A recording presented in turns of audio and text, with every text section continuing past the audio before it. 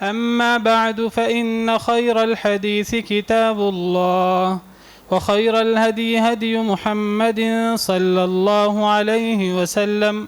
وشر الأمور محدثاتها وكل محدثة بدعة وكل بدعة ضلالة وكل ضلالة في النار. أعوذ بالله السميع العليم من الشيطان الرجيم من همزه ونفخه ونفثه. بسم الله الرحمن الرحيم. إنما يريد الله ليذهب عنكم الرجس أهل البيت ويطهركم تطهيرا. نبی کریم صلی اللہ علیہ وسلم تمام نبیوں کے، تمام رسولوں کے، سیدنا آدم علیہ السلام کی تمام اولاد کے سردار ہیں، سب سے افضل ہیں۔ مخلوق میں نبی کریم صلی اللہ علیہ وسلم سے زیادہ افضل کوئی بھی نہیں ہے۔ ہماری یہ سعادت ہے کہ اللہ تعالیٰ نے ہمیں پیارے نبی صلی اللہ علیہ وسلم کی امت میں سے بنایا ہے۔ اللہ کے بعد سب سے زیادہ محبت نبی کریم صلی اللہ علیہ وسلم سے ہے۔ جو نبی کریم صلی اللہ علیہ وسلم سے سب سے زیادہ محبت نہیں کرتا اللہ رب العالمین کے بعد، تو اس کا ایمان مکمل نہیں ہے۔ نبی کریم صلی اللہ علیہ وسلم کا ارشاد ہے صحیح حدیث مبارکہ میں، لا یؤمن احدکم حتی اکون احب الیہ من ولدہ ووالدہ والناس اجمعین۔ تم میں سے کوئی شخص اس وقت تک مومن نہیں ہو سکتا جب تک کہ میں محمد صلی اللہ علیہ وسلم اس کے نزدیک، اس کی ماں باپ، اس کی اولاد، تمام لوگوں سے زیادہ اس کے نزدیک محبوب نہ ہو جاؤں۔ تمام مسلمان سب سے زیادہ مخلوق میں نبی کریم صلی اللہ علیہ وسلم سے محبت کرتے ہیں، اور جب کوئی شخص کسی سے محبت کرتا ہے تو یہ نہیں ہوتا کہ وہ اس کی کسی ایک چیز سے محبت کرتا ہے، دوسری چیز کو چھوڑ دیتا ہے، کسی ایک صفت سے محبت کرتا ہے، دوسری صفات کو چھوڑ دیتا ہے، اس کو اس کا چہرہ اچھا لگتا ہے، باقی اعضاء اچھے نہیں لگتے، یا اس کو وہ شخص بذات ہی تو اچھا لگتا ہے لیکن اس شخص کے تعلق والے اچھے نہیں لگتے۔ جب کسی سے محبت کی جاتی ہے تو اس کی ذات سے، اس کی تمام صفات سے، اور اس کے تعلق داروں سے، اس کے گھر والوں سے، اس کے رشتہ داروں سے، اس کے ساتھیوں سے، سب سے محبت کی جاتی ہے، ورنہ پھر محبت کا دعویٰ جھوٹا دعویٰ ہوتا ہے۔ پچھلے خطبہ جمعۃ المبارک میں صحابہ کرام رضوان اللہ علیہم اجمعین اور ان کا جو مقام و مرتبہ ہے اس حوالے سے کچھ گزارشات پیش کی تھیں، اور عرض کیا تھا کہ جب ہم صحابہ کرام رضوان اللہ علیہم اجمعین کی بات کرتے ہیں تو نبی کریم صلی اللہ علیہ وسلم کے تمام ساتھی جو نبی کریم صلی اللہ علیہ وسلم پر ایمان لائے، میں نے صحابی کی تعریف ذکر کی تھی آپ کے سامنے کہ صحابی وہ ہے کہ جس نے ایمان کی حالت میں نبی کریم صلی اللہ علیہ وسلم سے ملاقات کی ہو اور پھر اسی پہ اس کی وفات ہوئی ہو۔ تو اس صحابی کی تعریف میں نبی کریم صلی اللہ علیہ وسلم کے تمام صحابہ بھی آتے ہیں، اور سرخیل صحابہ کی تعریف میں اہل بیت وہ بھی شامل ہیں۔ جب بھی اہل السنہ والجماعہ صحابہ کی بات کرتے ہیں، صحابہ کے فضائل بیان کرتے ہیں، تو وہ تمام صحابہ اس میں مراد ہوتے ہیں جن میں اہل بیت سر فہرست ہوتے ہیں۔ یہ کیسے ہو سکتا ہے کہ کوئی نبی کریم صلی اللہ علیہ وسلم کے ساتھیوں سے تو محبت کرے، محبت کا اظہار کرے یا محبت کا دعویٰ کرے، لیکن نبی کریم صلی اللہ علیہ وسلم کے گھر والوں کو، آپ کی ازواج مطہرات کو، آپ کے بچوں کو، آپ کے رشتہ داروں کو وہ بھول جائے؟ تو یہ ممکن نہیں ہے۔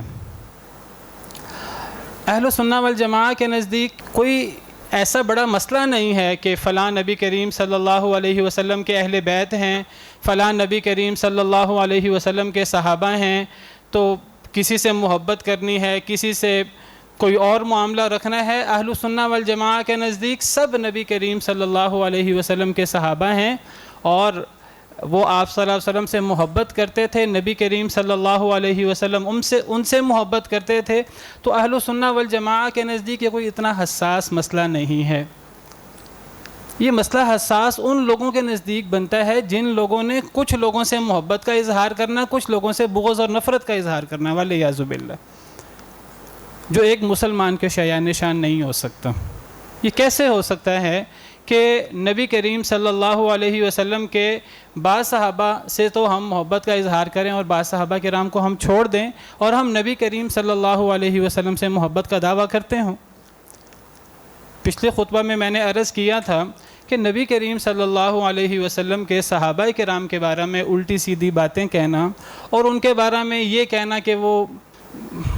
دل سے وہ مومن نہیں تھے اور وہ بدل گئے تھے اور وہ مرتد ہو گئے تھے، والعیاذ باللہ، یہ در حقیقت قرآن و حدیث کے اوپر اعتراض ہے۔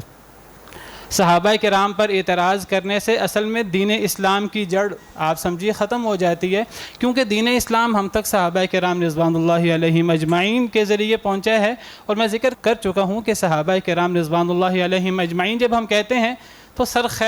فہرست اس میں اہل بیت ہوتے ہیں رضی اللہ عنہم وارضاہم اجمعین۔ اہل سنہ والجماعہ جب صحابہ کے فضائل بیان کرتے ہیں تو ساتھ اہل بیت کے فضائل بھی اس میں شامل ہوتے ہیں۔ صحابہ اہل بیت سے الگ ہیں نہیں، اہل بیت صحابہ سے الگ ہیں نہیں۔ یہ ضرورت ان لوگوں کو محسوس ہوتی ہے جن لوگوں نے فرق کرنا ہوتا ہے۔ ہمارے نزدیک کوئی فرق نہیں ہے، بلکہ اہل بیت کا مقام صحابہ کرام سے 1 گنا زیادہ ہے، کہ وہ نبی کریم صلی اللہ علیہ وسلم کے ساتھی بھی ہیں جنہوں نے آپ کو دیکھا اور وہ آپ پر ایمان لائے، اور وہ نبی کریم صلی اللہ علیہ وسلم کے رشتہ دار بھی ہیں۔ لیکن ایک بات ہمارے پیش نظر رہنی چاہیے، اور وہ سب مسلمانوں کے پیش نظر ہے، کہ ہمارے نزدیک اہل بیت نبی کریم صلی اللہ علیہ وسلم کے رشتہ دار، وہ رشتہ دار فضیلت کے حامل ہیں اور فضل و شرف رکھتے ہیں جو نبی کریم صلی اللہ علیہ وسلم پر ایمان لائے۔ جو ایمان نہ لایا ہو تو وہ اہل بیت میں شامل نہیں ہے۔ سیدنا نوح علیہ السلام کو اللہ رب العالمین نے فرمایا تھا کہ اے نوح، آپ کشتی تیار کریں، تو اس کشتی میں آپ بھی اور آپ کے اہل بیت بھی اور مسلمان بھی اس کشتی میں سوار ہوں گے، اور ساتھ ساتھ جانور وغیرہ بھی۔ تو جب سیدنا نوح علیہ السلام کشتی میں سوار ہوئے تو ان کا ایک بیٹا اس نے سوار ہونے سے انکار کر دیا، وہ ایمان نہیں لایا تھا سیدنا نوح علیہ السلام پر، اور پھر وہ غرق ہو گیا۔ آپ کو تفصیل معلوم ہے، قرآن کریم میں سورہ ہود میں اللہ نے تفصیل سے اس کا ذکر کیا ہے۔ تو سیدنا نوح علیہ السلام نے اللہ تعالیٰ سے دعا کی اور اللہ تعالیٰ سے عرض کیا کہ اے اللہ، آپ نے مجھ سے وعدہ کیا تھا کہ آپ مجھے اور میرے اہل بیت کو کشتی میں سوار کرائیں گے، تو میرا بیٹا میرے اہل بیت سے تھا۔ تو اللہ تعالیٰ ناراض ہوئے اور تنبیہ فرمائی سیدنا نوح علیہ السلام کو کہ اے نوح، آپ کو نہیں معلوم کہ آپ کا بیٹا آپ کے اہل بیت سے نہیں تھا، کیونکہ اس کے عمل نیک نہیں تھے۔ آپ نے آئندہ اس قسم کا سوال نہیں کرنا، اگر آپ آئندہ اس قسم کا سوال کریں گے تو آپ جاہلوں میں سے ہو جائیں گے۔ سورہ ہود کی آیات۔ تو اہل بیت یہ نبی کریم صلی اللہ علیہ وسلم کے ساتھی ہیں اور نبی کریم صلی اللہ علیہ وسلم کے رشتہ دار بھی ہیں۔ ان کا مقام تو صحابہ کرام سے 1 گنا زیادہ ہے، کہ یہ نبی کریم صلی اللہ علیہ وسلم کے رشتہ دار بھی ہیں اگر یہ مسلمان ہوں تو۔ اللہ تعالیٰ قرآن کریم میں اہل بیت کے حوالے سے فرماتے ہیں، جو آیت کریمہ میں نے اپنے خطبہ کے شروع میں پڑھی ہے، انما یرید اللہ لیذھب عنکم الرجس اہل البیت ویطہرکم تطہیرا، کہ اللہ تعالیٰ چاہتے ہیں کہ اے اہل بیت، اللہ تم سے نجاست کو، گندگی کو دور لے جائے اور اللہ تعالیٰ تمہیں پاک کر دے۔ سورہ احزاب کی آیت کریمہ ہے۔ تو اس آیت کریمہ میں اہل بیت کی، ان صحابہ کرام کی جو نبی کریم صلی اللہ علیہ وسلم کے رشتہ دار بھی تھے، تو ان کی بہت بڑی فضیلت ہے کہ اللہ تعالیٰ یہ چاہتے ہیں کہ اللہ تعالیٰ ان سے گندگی کو دور کر دے۔ مفسرین کرام رحمہم اللہ فرماتے ہیں کہ رجس سے کیا مراد ہے اس آیت کریمہ میں۔ بعض مفسرین کہتے ہیں رجس سے مراد شرک ہے، بعض کہتے ہیں کہ رجس سے مراد شیطانی اعمال ہیں، بعض کہتے ہیں کہ رجس سے مراد خبیث قسم کے افعال، گندے افعال، برے اعمال مراد ہیں جو اللہ کو ناراض کریں۔ تو اللہ تعالیٰ نبی کریم صلی اللہ علیہ وسلم کے رشتہ داروں سے، اہل بیت سے اللہ گندگی کو دور کرنا چاہتے ہیں اور اللہ انہیں پاک کرنا چاہتے ہیں۔ بلا شبہ یہ بہت بڑی فضیلت ہے نبی کریم صلی اللہ علیہ وسلم کے اہل بیت کی۔ نبی کریم صلی اللہ علیہ وسلم کے اہل بیت میں سب سے پہلے نبی کریم صلی اللہ علیہ وسلم کی ازواج مطہرات اور آپ کے بچے آتے ہیں۔ جب بھی اہل بیت لفظ اہل یا اہل بیت استعمال کیا جاتا ہے، اگر یہ مرد کے لیے استعمال کیا جائے تو سب سے پہلے اس کی بیوی بچے اس میں آتے ہیں، اور اگر عورت کے لیے استعمال کیا جائے تو اس کا شوہر اور اس کے بچے اس کے اندر آتے ہیں۔ یہ آیت کریمہ جو میں نے آپ کے سامنے تلاوت کی ہے، یہ پورا ایک رکوع ہے سورہ احزاب میں، جس میں ازواج مطہرات کو خطاب ہے۔ رکوع کے شروع سے لے کر تمام کی تمام آیات ازواج مطہرات کے بارے میں ہیں، اور جو آیت کریمہ ہے یہ درمیان میں ہے، اور پھر دوبارہ ازواج مطہرات کو خطاب ہے۔ یہ آیت کریمہ اور یہ پورا رکوع یہ ازواج مطہرات کے بارے میں ہے، وہ تو اس میں شامل ہیں ہی ہیں، لیکن اس آیت کریمہ میں ازواج مطہرات، نبی کریم صلی اللہ علیہ وسلم کے اپنے بچوں کے علاوہ اس میں نبی کریم صلی اللہ علیہ وسلم کے رشتہ دار بھی شامل ہیں، بطور خاص سیدنا علی رضی اللہ عنہ وارضاہ، سیدہ فاطمہ، سید اور حسنین کریمین رضی اللہ عنہم وارضاہم اجمعین، بطور خاص وہ اس میں شامل ہیں بالنص،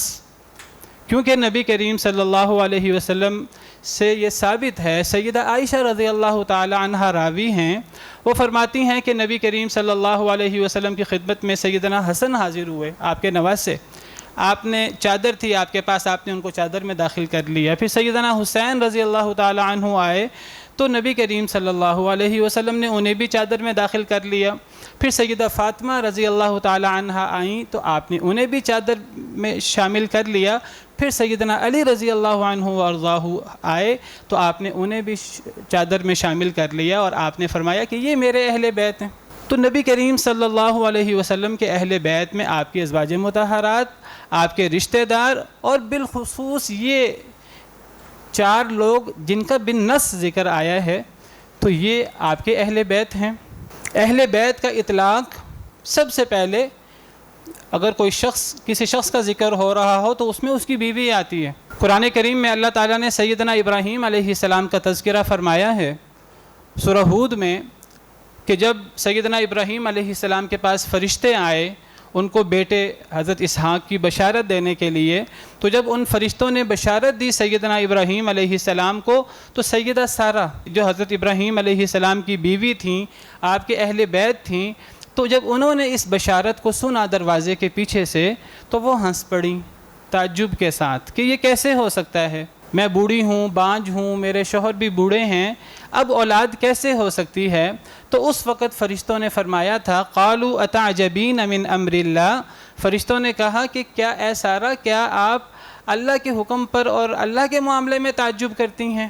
رحمت اللہ وبرکاتہ علیکم اہل البیت، اے اہل بیت تم پر تو اللہ کی بڑی رحمتیں اور بڑی برکتیں ہیں۔ رحمت اللہ وبرکاتہ علیکم اہل البیت، اے اہل بیت، حضرت سارہ کو اہل بیت کہہ کے مخاطب کیا فرشتوں نے۔ اللہ نے قرآن کریم میں اس کو بطور حکایت نقل کر دیا۔ سیدنا موسیٰ علیہ السلام کا اور ان کی زوجہ مطہرہ کا قرآن میں جہاں بھی ذکر آتا ہے تو وہ سیدنا موسیٰ اور ان کے اہل کے حوالے سے آتا ہے۔ اذ قال موسیٰ لأہلہ انی آنست نارا، جب موسیٰ علیہ السلام نے اپنے اہل سے کہا، اپنی بیوی سے کہا جو ان کے ساتھ تھی سفر میں، مدین سے واپس مصر کے سفر میں،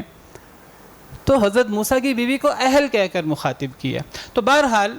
اہل بیت میں نبی کریم صلی اللہ علیہ وسلم کی ازواج مطہرات،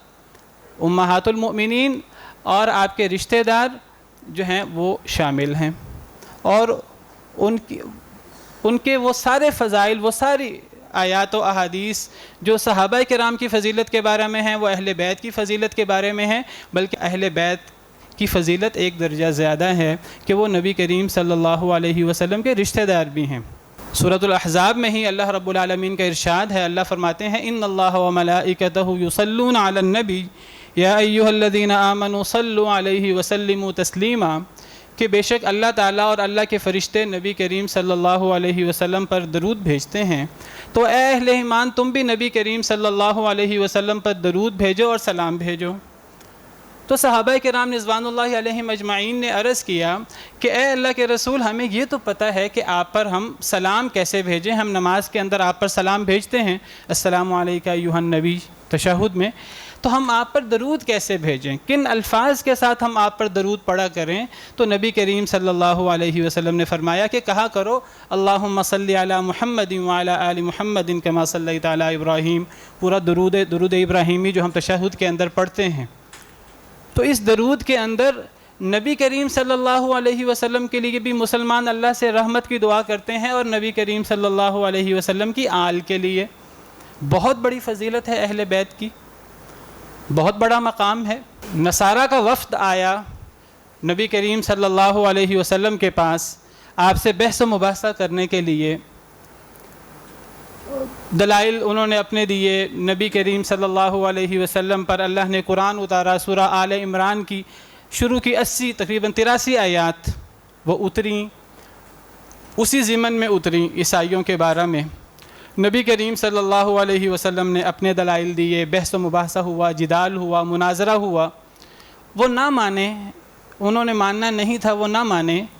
تو پھر مباہلہ کی آیات اتر آئیں کہ مباہلہ کر لو۔ فمن حاجك فيه من بعد ما جاءك من العلم فقل تعالوا ندعو أبناءنا وأبناءكم ونساءنا ونساءكم وأنفسنا وأنفسكم ثم نبتهل فنجعل لعنة الله على الكاذبين۔ اے نبی صلی اللہ علیہ وسلم، اگر علم آنے کے باوجود دلائل ان کے سامنے آ گئے ہیں، انہوں نے دلائل کو سمجھ لیے ہے، اگر پھر بھی یہ جھگڑا کریں، اگر پھر بھی یہ نہ مانیں، تو آپ ان سے کہہ دیجئے کہ ٹھیک ہے، پھر آ جاؤ، ندعو ابناءنا و ابناءکم، ہم اپنے بیٹوں کو بلائیں، تم اپنے بیٹوں کو بلاؤ، ونساءنا و نساءکم، ہم اپنی عورتوں کو بلائیں، تم اپنی عورتوں کو بلاؤ، وانفسنا و انفسکم، ہم خود آئیں، تم بھی آؤ، ثم نبتہل، پھر ہم مباہلہ کریں۔ مباہلہ کا مطلب یہ ہوتا ہے ہم اللہ سے دعا کریں کہ جو ہم میں سے غلط ہے، جو حق کو قبول نہیں کر رہا، اللہ اس کو تباہ کر دے، اللہ اس کو عبرت کا نشان بنا دے۔ فنجعل لعنت اللہ علی الکاذبین، ہم جھوٹوں پر پھر اللہ کی لعنت ڈالیں۔ عیسائی بھاگ گئے، ان کو پتہ تھا کہ مباہلہ ہوگا تو حق واضح ہو جائے گا، تو وہ آئے نہیں۔ احادیث مبارکہ سے پتہ لگتا ہے کہ جب یہ آیت کریمہ اتری تو نبی کریم صلی اللہ علیہ وسلم نے سیدنا علی، سیدہ فاطمہ اور حسنین کریمین ان کو اکٹھا کیا، اور صحیح مسلم کی روایت ہے، نبی کریم صلی اللہ علیہ وسلم نے فرمایا اے اللہ میرے گھر والے یہ ہیں، اللہم ہؤلاء اہلی۔ تو اہل بیت کا مقام اور ان کا مرتبہ، اس میں کوئی شک و شبہ نہیں ہے، اور ان کے مرتبہ میں کوئی شک و شبہ کر بھی نہیں سکتا۔ قرآن کریم کی ایک ایسی آیت ہے، باقی تمام فضائل آپ چھوڑ دیجئے اہل بیت کے، وہ آیت اکیلی ہی اہل بیت کی فضیلت کے بارے میں کافی ہے۔ سورۃ طور کی آیت کریمہ، اللہ تعالیٰ فرماتے ہیں والذین آمنوا واتبعتهم ذریتهم بإیمان الحقنا بهم ذریتهم وما التناهم من عملهم من شیء،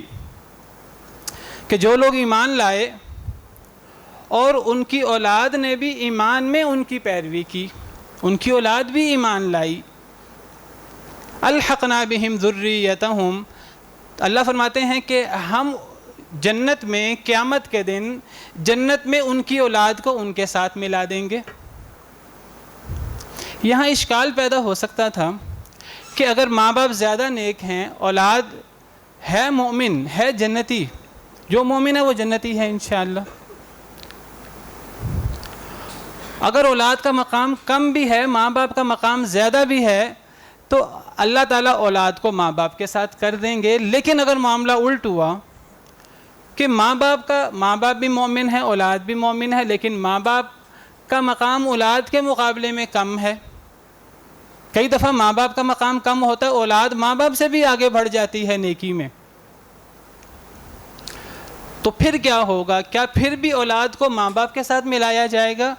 آپ کو پتہ جنت کے 100 درجے ہیں، فرض کریں اگر ماں باپ کا درجہ جنت میں 70 ہے، اولاد کا 30 ہے، یہ تو واضح ہے کہ اولاد کو 70ویں درجے میں ماں باپ کے ساتھ کر دیا جائے گا اس آیت کریمہ کی روشنی میں۔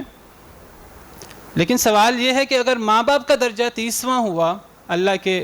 فیصلے میں، اللہ کی تقدیر میں، اور اولاد کا درجہ 70واں ہوا، تو اب اولاد کو ماں باپ کے ساتھ کیسے ملائیں گے؟ اس اشکال کو دور کرنے کے لیے سورہ طور میں ہی اللہ رب العالمین اسی آیت میں فرماتے ہیں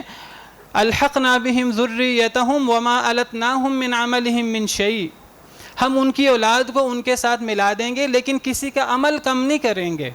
کسی کا مقام نیچے نہیں کریں گے۔ کیا مطلب؟ کہ یہ جو ہم اولاد کو ماں باپ کے ساتھ ملائیں گے تو یہ ہماری طرف سے ایک فضیلت ہوگی، ہم یہ احسان کر کے ملائیں گے، کوئی مقام کم نہیں کریں گے۔ کیا مطلب؟ اگر ماں باپ کا درجہ بڑا ہے اولاد کو ماں باپ کے ساتھ ملا دیا جائے گا، اگر اولاد کا درجہ بڑا ہے تو ماں باپ کو اولاد کے ساتھ ملا دیا جائے گا۔ تو نبی کریم صلی اللہ علیہ وسلم کے اہل بیت، ہم اہل بیت کہتے ہی ان لوگوں کو ہیں جو ایمان والے ہیں، جو مومن ہیں، تو یہ ہمارے ایمان کا حصہ ہے کہ وہ قیامت کے دن جنت میں، جنت الفردوس میں نبی کریم صلی اللہ علیہ وسلم کے ساتھ ہوں گے، اور جو قیامت کے دن نبی کریم صلی اللہ علیہ وسلم کے ساتھ ہو، اس سے بڑا مقام اور مرتبہ کس کا ہو سکتا ہے؟ یہ نص ہے قرآن کریم کی آیت کریمہ۔ کچھ لوگ اعتراض کرتے ہیں جی اہل سنہ والجماعہ وہ الگ الگ کر کے فضائل بیان نہیں کرتے، ہمیں یہ فضائل بیان کرنے کی ضرورت نہیں ہے، اس لیے کہ ہمارے ہاں اشکال ہی نہیں ہے۔ ہمارے ہاں صحابہ اہل بیت کوئی یہ تفریق نہیں ہے کہ ہم نے کسی کی تعریف کرنی ہے اور کسی کی تنقید کرنی ہے، ہمارے دل بالکل صاف ہیں۔ یہ فرق اور تفریق وہ کرے کہ جس نے وہ اہل بیت کو ان کے مقام میں غلو کر کے، ان میں خدائی صفات پیدا کر کے ان کو تو بہت اونچا چڑھا دینا ہو، اور صحابہ کرام کو جنہوں نے سب و شتم کرنا ہو، گالیاں بکنی ہوں، وہ فرق کرے صحابہ میں اہل بیت میں۔ ہم تو یہ فرق نہیں کرتے، ہم تو کہتے ہیں کہ تمام فضائل صحابہ کے وہ اہل بیت کو حاصل ہیں، اور اہل بیت کا مقام ایک گنا زیادہ ہے کہ وہ نبی کریم صلی اللہ علیہ وسلم کے رشتہ دار بھی ہیں۔ ہاں ایک بات ہے،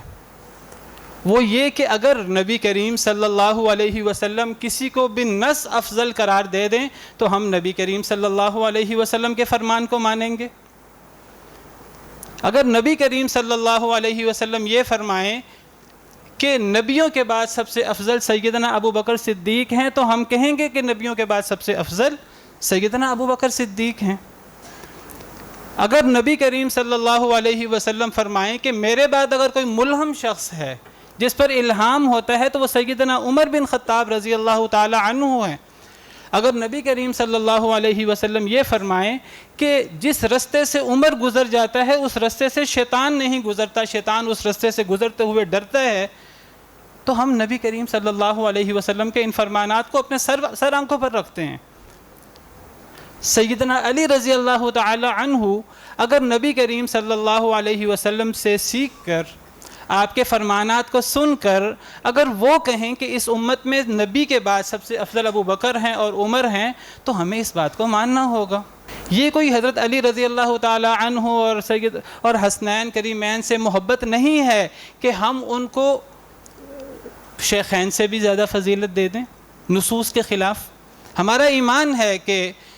سیدنا حسنین کریمین یہ جنت کے نوجوانوں کے سردار ہیں، جیسے حدیث مبارکہ میں ہے، میں ابھی پیش بھی کرتا ہوں آپ کے سامنے۔ یہ بہت بڑا پروپیگنڈا ہے جو کیا جاتا ہے کہ اہل سنہ والجماعہ اہل بیت سے بغض رکھتے ہیں، یہ جھوٹ ہے، یہ ایک بہتان ہے جو اہل سنہ والجماعہ پہ لگایا جاتا ہے۔ ایک سنی شخص بھی اہل بیت سے بغض نہیں رکھ سکتا، کوئی ایک سنی شخص بھی اہل بیت کی تنقید نہیں کر سکتا۔ جو صحابہ کرام کی تنقید نہیں کرتے وہ اہل بیت کی تنقید کیسے کریں گے؟ یہ پروپیگنڈا کیا جاتا ہے کہ اہل سنہ کے ہاں اہل بیت کی فضیلت ہی نہیں ہے، بس وہ صحابہ کی گردان کرتے رہتے ہیں۔ میں آپ کے سامنے کچھ احادیث پیش کرتا ہوں اور میں آپ کو بیان کرتا ہوں کہ یہ احادیث اہل بیت کی فضیلت کے بارے میں ہیں، اور ان کو بیان کرنے والے اہل بیت نہیں ہیں، ان کو بیان کرنے والے اہل بیت کے علاوہ ہیں، دوسرے صحابہ کرام ہیں جنہوں نے ان احادیث کو بیان کیا۔ اہل بیت سے بھی اہل بیت کی فضیلت میں احادیث ہیں، اور اہل بیت کے علاوہ صحابہ کرام سے بھی اہل بیت کی فضیلت میں احادیث ہیں، اور ان احادیث کو شیعہ حضرات کم بیان کرتے ہیں، اہل سنہ والجماعت زیادہ بیان کرتے ہیں۔ ان کی کتابوں میں اتنی زیادہ روایات ہیں کہ شمار کرنا ممکن نہیں ہے۔ سیدنا جابر بن عبداللہ رضی اللہ تعالی عنہ سے مروی ہے، وہ فرماتے ہیں کہ میں نے نبی کریم صلی اللہ علیہ وسلم کو دیکھا حجۃ الوداع کے دن، حجۃ الوداع کے موقع پر عرفہ کے دن نبی کریم صلی اللہ علیہ وسلم اپنی اونٹنی قصوہ پر سوار تھے اور آپ خطاب فرما رہے تھے۔ میں نے آپ کو خطاب فرماتے سنا کہ آپ نے فرمایا یا ایھا الناس انی ترکت فیکم ما ان اخذتم بہ لن تضلوا، میں تم میں وہ چیزیں چھوڑ کے جا رہا ہوں اگر تم ان کو مضبوطی سے پکڑ لو تو کبھی گمراہ نہیں ہوگے۔ کتاب اللہ وعطرتی، اللہ کی کتاب اور میری عطرت، میرے اہل بیت۔ یہ نبی کریم صلی اللہ علیہ وسلم کی حدیث ہے، آپ کا فرمان ہے، جو سنن ترمذی میں موجود ہے اور یہ صحیح سند کے ساتھ ثابت ہے۔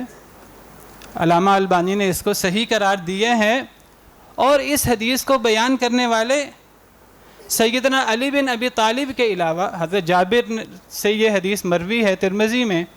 اور اس حدیث کو بیان کرنے والے سیدنا علی بن ابی طالب رضی اللہ تعالی عنہ بھی ہیں، اور دیگر صحابہ کرام میں سیدنا زید بن ارقم، ابو سعید خدری، ابو ہریرہ، عمر بن عوف، ابن عباس رضی اللہ تعالی عنہم وارضاہم اجمعین اس حدیث مبارکہ کو بیان کرتے ہیں، اور یہ حدیث اہل سنہ والجماعہ کی کتابوں میں موجود ہے۔ کیا مراد ہے اس حدیث مبارکہ سے کہ میں تم میں اللہ کی کتاب اور اپنے اہل بیت چھوڑ کے جا رہا ہوں؟ مراد یہ ہے، اللہ کی کتاب سے مراد یہ ہے کہ اللہ کی کتاب کو مضبوطی سے پکڑا جائے، اور اللہ کی کتاب کو پکڑنے میں سنت آٹومیٹک آ جاتی ہے۔ سنت کتاب اللہ سے الگ نہیں ہے، وہ کتاب اللہ کی تشریح ہے۔ اور اہل بیت کو جو ذکر کیا گیا اس سے مراد اہل بیت کا مقام اور مرتبہ ہے، کہ اہل بیت کا مقام اور مرتبہ اپنے ذہنوں میں رکھنا، ان سے میری وجہ سے محبت کرنا کہ وہ میرے رشتہ دار ہیں، اور ان کے ساتھ کوئی برا سلوک نہ کرنا، ان کے مقام اور مرتبے کا دھیان کرنا، وہ جو علم تمہیں دیں وہ علم لے لینا۔ اس سے مراد یہ نہیں ہے اس حدیث مبارکہ سے، جیسے بعض لوگ غلط طور پہ باور کراتے ہیں کہ بس دین وہ ہے جو اہل بیت سے آیا ہے۔ نہیں، یہ اس حدیث مبارکہ سے مراد نہیں ہے۔ اس حدیث مبارکہ میں کتاب اللہ کو پکڑنے کا ذکر ہے اور اہل بیت کا مقام اور مرتبہ بیان کیا گیا ہے۔ اس کا مطلب یہ ہرگز نہیں ہے کہ اہل بیت کے علاوہ کسی سے دین لو ہی نہ، کسی سے حدیث لو ہی نہ، کسی سے قرآن کی آیت سیکھو ہی نہ۔ جو بندہ بھی، جو صحابی بھی قرآن یا حدیث سکھائے آگے امت کو، تو امت کو اس کو لے لینا چاہیے۔ اگر وہ حدیث صحیح سند کے ساتھ کسی امتی تک پہنچتی ہے، اسے اس حدیث کو لے لینا چاہیے۔ سیدنا زید بن ارقم رضی اللہ عنہ سے مروی ہے، وہ فرماتے ہیں کہ نبی کریم صلی اللہ علیہ وسلم ایک دن ہمارے درمیان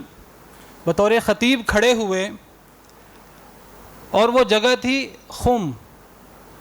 غدیر خم کے نام سے ہمارے ہاں مشہور ہے حدیث۔ وہ خم کا مقام تھا جو مکہ اور مدینہ کے درمیان ہے۔ تو وہاں نبی کریم صلی اللہ علیہ وسلم نے خطبہ دیا، اللہ کی تعریف کی، اور آپ نے اللہ کی ثنا بیان کی، اور آپ نے واعظ و نصیحت کی۔ پھر آپ نے فرمایا اما بعد الا ایھا الناس فانما انا بشر یوشک ان یأتی رسول ربی فاجیب، اے لوگو میں ایک انسان ہوں، دیگر انسانوں کو موت آتی ہے، مجھے بھی موت آ جائے گی، ممکن ہے کہ اللہ کا نمائندہ آئے اور میں اس کو جواب دوں، یعنی میں فوت ہو جاؤں۔ وَأَنَا تَارِكٌ فِيكُمْ ثَقَلَيْنِ، میں تم میں دو بھاری چیزیں چھوڑ کے جا رہا ہوں۔ اولہما کتاب اللہ، ان میں سے پہلی چیز اللہ کی کتاب ہے۔ فیہ الہدی والنور، اس میں ہدایت بھی ہے اور نور بھی ہے۔ فخذوا بکتاب اللہ واستمسکوا بہ، اللہ کی کتاب کو پکڑو اور مضبوطی سے اس کو پکڑ لو، اس کے ساتھ چمٹ جاؤ۔ فحث علی کتاب اللہ ورغب فی، حضرت زید بن ارقم فرماتے ہیں آپ نے کتاب اللہ پر بہت ترغیب دی ہمیں، اور آپ نے بہت ہمیں رغبت دلائی کہ ہم کتاب اللہ کے ساتھ چمٹ جائیں۔ پھر فرمایا وَأَهْلُ بَيْتِي، اور میرے گھر والے، اذکرکم اللہ فی اہل بیتی، اذکرکم اللہ فی اہل بیتی، اذکرکم اللہ فی اہل بیتی۔ پھر آپ نے اہل بیت کا ذکر فرمایا، اور 3 دفعہ آپ نے فرمایا کہ اے میرے صحابہ، میں تمہیں اپنے اہل بیت کے بارے میں اللہ یاد دلاتا ہوں۔ میرے اہل بیت سے، میرے رشتہ داروں سے معاملہ کرتے ہوئے اللہ کو یاد رکھنا، میرے اپنے ساتھ تعلق کو یاد رکھنا۔ میں تمہیں اپنے اہل بیت کے بارے میں اللہ کا واسطہ دیتا ہوں۔ ان کے ساتھ اچھا معاملہ رکھنا۔ اس حدیث مبارکہ نے پچھلی حدیث کو مزید واضح کر دیا۔ یہ صحیح مسلم کی حدیث ہے، یہ حدیث صحیح مسلم میں بھی ہے اور دیگر بہت ساری کتابوں میں ہے۔ تو اس حدیث مبارکہ سے واضح ہوا کہ وہ جو پچھلی حدیث کہ میں تم میں 2 چیزیں چھوڑ کے جا رہا ہوں، اللہ کی کتاب اور میرے رشتہ دار، اس سے مراد کیا ہے؟ اس حدیث مبارکہ نے بہت واضح کر دیا اس کو کہ اللہ کی کتاب کو اپنے دین کی بنیاد بناؤ، اللہ کی کتاب اور اس کی شرح حدیث مبارکہ کو جو قرآن کی تشریح ہے، اور اہل بیت سے مراد، عطرت سے مراد ان کے حقوق کا دھیان رکھنا ہے، ان کے ساتھ معاملہ کرتے ہوئے نبی کریم صلی اللہ علیہ وسلم کے ساتھ ان کی رشتہ داری کو مد نظر رکھنا ہے۔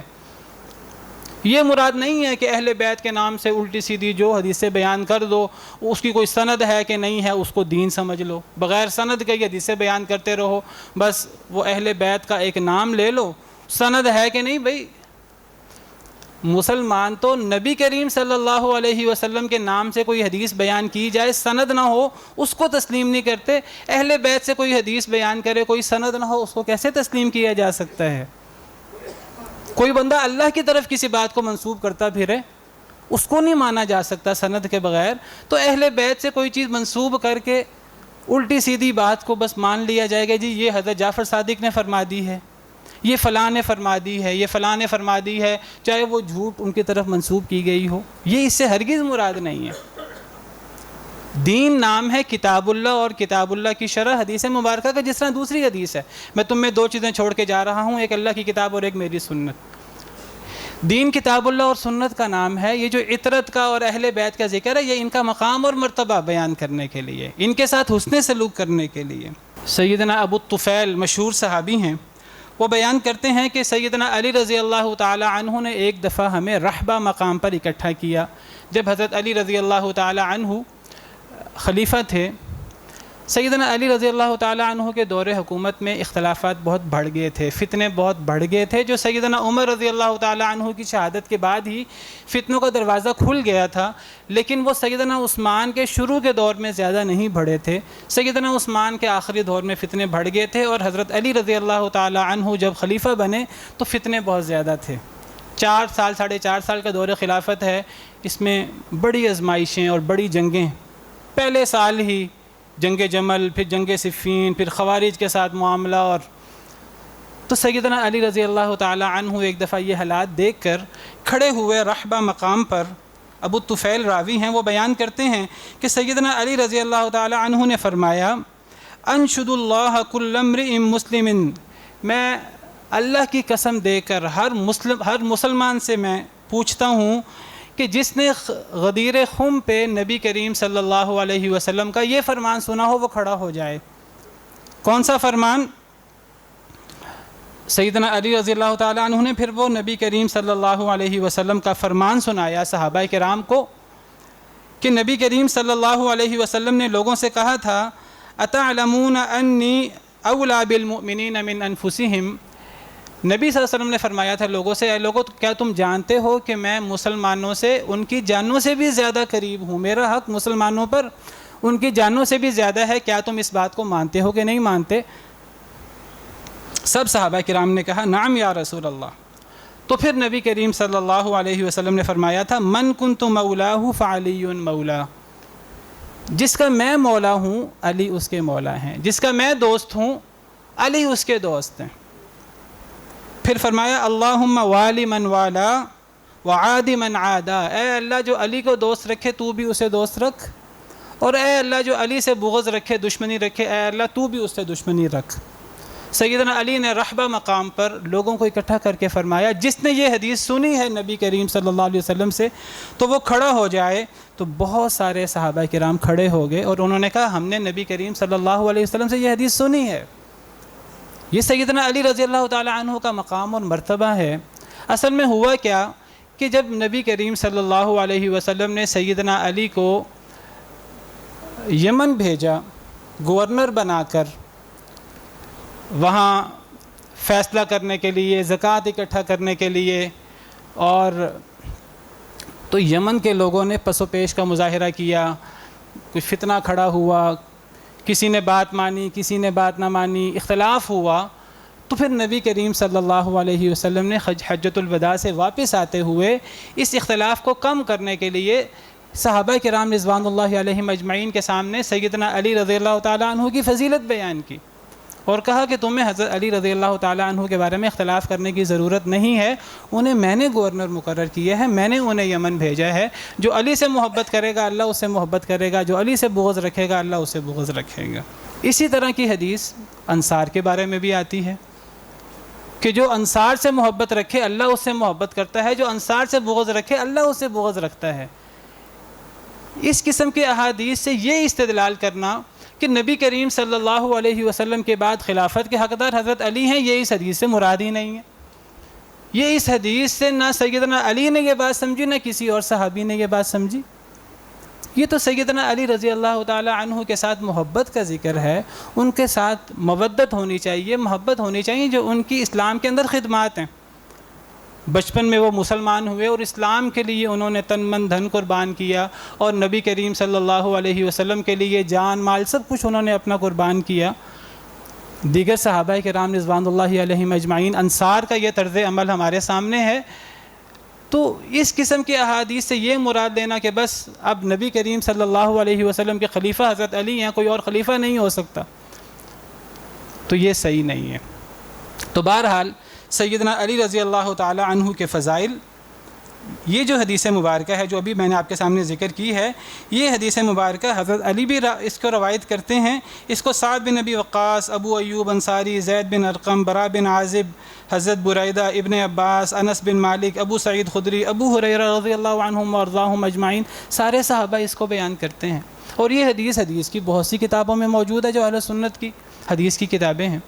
بہرحال وقت ختم ہو گیا ہے، اوپر ہو گیا ہے۔ میں یہ عرض کرنا چاہتا ہوں کہ اہل سنہ والجماعہ کو اہل بیت سے کوئی بغض، کوئی کدورت نہیں ہے، اور جسے اہل بیت سے کوئی بغض، کوئی کدورت ہو وہ مسلمان ہی نہیں ہے، اس کا نبی کریم صلی اللہ علیہ وسلم سے کوئی تعلق نہیں ہو سکتا۔ ہم تو یہ بات کرتے ہیں کہ جو نبی کریم صلی اللہ علیہ وسلم سے محبت کرتا ہے وہ آپ کی ازواج مطہرات سے، وہ آپ کے اہل بیت سے، وہ آپ کے تمام صحابہ کرام رضوان اللہ علیہم اجمعین سے محبت کرے۔ ہم یہ نہیں کہتے کہ یہ لوگ معصوم ہیں، ان سے غلطیاں ہوئیں، ان کے آپس میں اختلافات ہوئے، لیکن اللہ نے ان کے بارے میں جنت کا وعدہ کر دیا ہے۔ جب اللہ نے انہیں معاف کر دیا ہے، جب اللہ نے ان کے فضائل بیان کیے ہیں، جب نبی کریم صلی اللہ علیہ وسلم ان کے فضائل بیان کرتے ہیں، تو ہم کون ہیں کہ ہم بعض کی بات کریں اور ہم بعض کی بات کر کے انہیں تو ہم نبیوں سے بھی آگے پہنچا دیں، اور دوسرے صحابہ کرام رضوان اللہ علیہم اجمعین کی ہم تنقید کریں اور ان کو ہم منافق اور مرتد قرار دیں، والعیاذ باللہ، ان کو ہم سب و شتم کریں۔ تو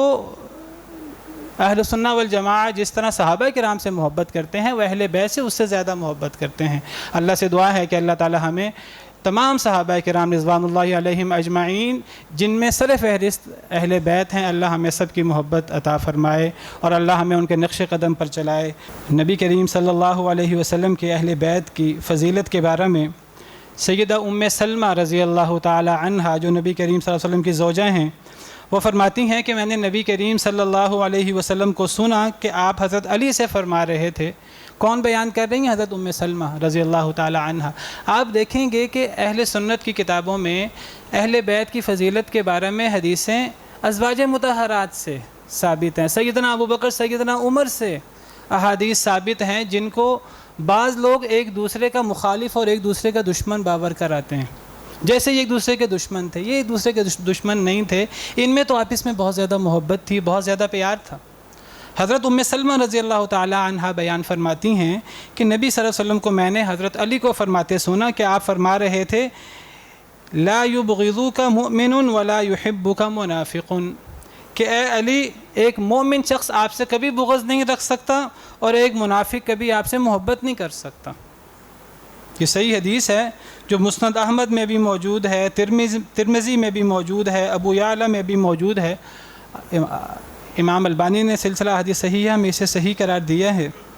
سیدنا ابو سعید خدری راوی ہیں کہ نبی کریم صلی اللہ علیہ وسلم نے فرمایا والذی نفسی بیدہ، اس ذات کی قسم جس کے ہاتھ میں میری جان ہے، لا یبغضنا اہل البیت رجل الا ادخلہ النار، ہم اہل بیت سے اگر کوئی شخص بغض رکھے گا اللہ اسے آگ میں داخل کر دیں گے۔ نبی کریم صلی اللہ علیہ وسلم نے خود اپنے بارے میں اور اپنے اہل بیت کے بارے میں فرمایا کہ جو ہم اہل بیت سے بغض رکھے گا وہ جنت میں نہیں جا سکتا، وہ جہنمی ہے۔ یہ حدیث مبارکہ صحیح ہے، صحیح ابن حبان میں یہ حدیث مبارکہ موجود ہے، وہ صحیح حدیث ہے۔ سیدہ عائشہ رضی اللہ تعالی عنہا سے مروی ہے، وہ حضرت فاطمہ رضی اللہ تعالی عنہا سے بیان کرتی ہیں کہ نبی صلی اللہ علیہ وسلم نے حضرت فاطمہ کو فرمایا کہ اے فاطمہ الا ترضین ان تکونی سیدۃ نساء المؤمنین، اے فاطمہ کیا آپ اس پر راضی نہیں ہیں کہ آپ تمام مؤمن عورتوں کی سردار ہوں؟ او سیدۃ نساء هذه الامہ، یا آپ اس امت کی تمام عورتوں کی سردار ہوں۔ یہ صحیح حدیث ہے، ترمذی میں موجود ہے، اور بیان کرنے والی کون ہے؟ سیدہ عائشہ رضی اللہ تعالی عنہا۔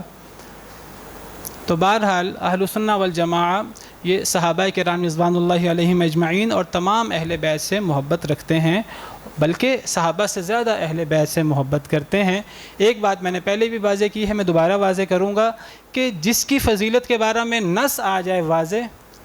تو وہ نبی کریم صلی اللہ علیہ وسلم کا فرمان ہے۔ اب اللہ تعالیٰ نے سیدنا ابوبکر صدیق کو اگر یہ مقام دیا ہے کہ غار میں وہ نبی کریم صلی اللہ علیہ وسلم کے یار غار ہیں، تو یہ مقام تو سیدنا ابوبکر صدیق کا ہی ہے۔ تو یہاں جو ہے وہ تاریخ کو، قرآن و حدیث کو توڑ موڑ کر پیش نہیں کیا جائے گا، یہاں وہی بات کی جائے گی جو اللہ نے فرمائی یا نبی کریم صلی اللہ علیہ وسلم نے فرمائی۔ باقی یہ صحابہ ہوں، یہ خلفائے راشدین ہوں، سب کے سب ایک دوسرے سے محبت کرتے تھے۔ انشاءاللہ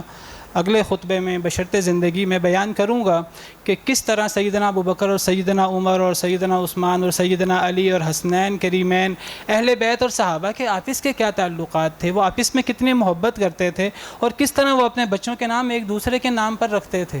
یہ تو بعد والوں نے تاریخ کو دھندلا دیا ہے اور الٹی سیدھی جھوٹی سچی روایات بیان کر کے ایک فرقہ اور ایک اختلاف پیدا کر دیا ہے مسلمانوں کے اندر، اور دو آپ سمجھیے سلسلے بن گئے ہیں، جی یہ صحابہ سے محبت کرنے والے ہیں، یہ اہل بیت سے محبت کرنے والے ہیں۔ میں آپ سے کہوں کہ جن کے بارے میں کہتے ہیں یہ صحابہ سے محبت کرتے ہیں اور یہ اہل بیت سے محبت نہیں کرتے، یہ بات غلط ہے۔ جو صحابہ سے محبت کرتے ہیں وہ سب سے پہلے اہل بیت سے محبت کرتے ہیں، پھر صحابہ سے محبت کرتے ہیں۔ لیکن اس کے بالمقابل جو اہل بیت سے محبت کا دعویٰ کرتے ہیں، میں آپ سے عرض کروں کہ وہ اہل بیت سے محبت کے دعوے میں بھی سچے نہیں ہیں۔ صحابہ کو تو وہ گالیاں نکالتے ہی نکالتے ہیں، اہل بیت کی تعلیمات پر وہ عمل نہیں کرتے، اہل بیت کے بارے میں وہ غلو کا شکار ہیں۔ انشاءاللہ اگلے خطبے میں اگر اللہ نے زندگی تو بیان کروں گا۔